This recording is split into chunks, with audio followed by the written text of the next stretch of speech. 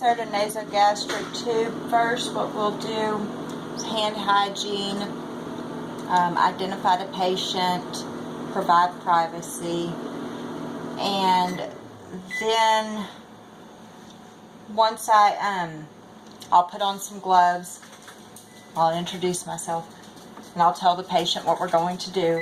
But anyways, to start with, after I glove up, I'll measure the length of the tube. Actually, I'll check the nasal patency first.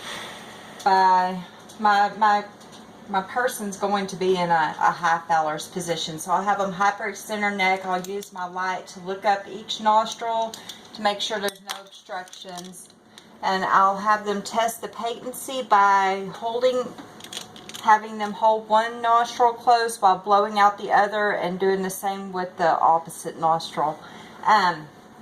Okay, like I said, they're in a high Fowler's position. And I'm going to measure by putting the end of the tube at the tip of their nose to their earlobe down to their xiphoid process. This tube has numbers on it. And so if it didn't have numbers, I would just tape a piece of tape right there. That lets me know how far down to go with my tube. So to start with,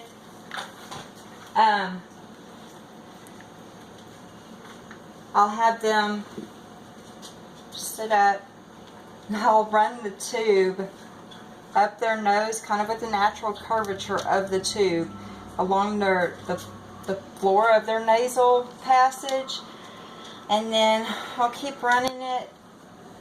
It's better if they have their neck kind of, or their head kind of back, because that straightens out their throat, I guess. And anyway, so I'll run it down.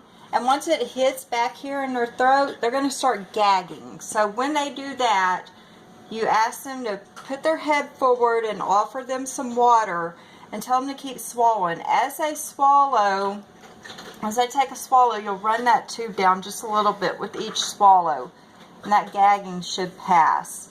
If there's any kind of resistance, take the tube out and start again, because it's probably in a lung.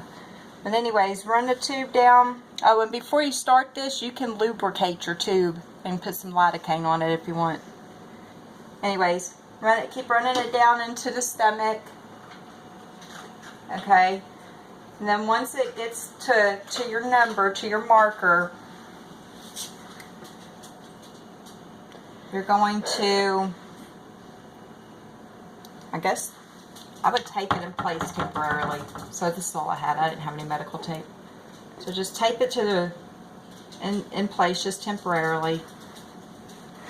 And to check the placement, you can either get an x-ray done, which is the best way to check. You can try to aspirate some of the contents of their stomach. And obviously if something comes out like some bile or food, then you've got it in there.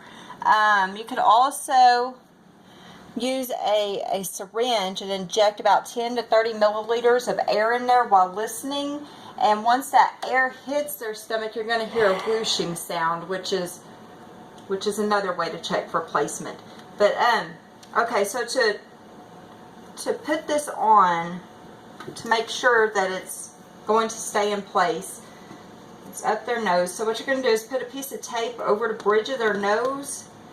And this tape should be kind of not too long, but long enough to be able to be split, and that tube's right there in their nostril. Well, what you're going to do is wrap these little tails in opposite directions. Let's see if I can do this. In opposite directions around that tube.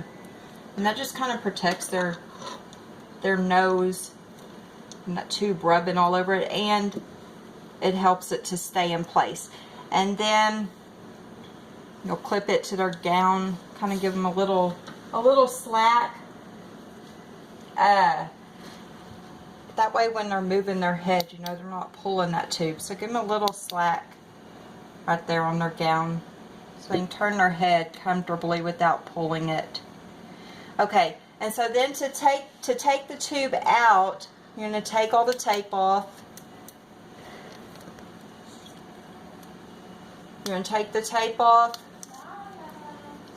Okay, and the tube is down here. And you can, if you want to, it's optional. First of all, you're going to set them up again. If you want to, can inject some air, about 50 mLs of air into that tube to clear it out. But you don't have to do that. But you can if you want to, because it's going to be a mess. So you want to put a towel over the patient, because when it comes up, stomach contents are going to come up with it. And we don't want that on the patient. So put a towel on our patient like this. And then what we're going to do is just pinch this tube. Well, we'll unhook it from the feeding bag and everything first. And then we'll pinch the tube so that nothing comes through it. And just pull the tube. Well, that didn't work very well, but just kind of pull the tube out. Not super fast, but not super slow either. And then what I would do is wrap it up in this towel. Clean the patient up, wrap it up in the towel. And before I do this, I'm going to do hand hygiene and glove up and make sure it's the right patient and everything like that. So anyways, wrap it up in the towel. Don't let the towel touch you. And go throw the tube away where it belongs. Throw the towel in the dirty linens. And then you're going to perform hand hygiene. And I think on the catheter video, it cut off before I could say when I'm done removing the catheter and when I'm done inserting it, I would perform hand hygiene. So, okay.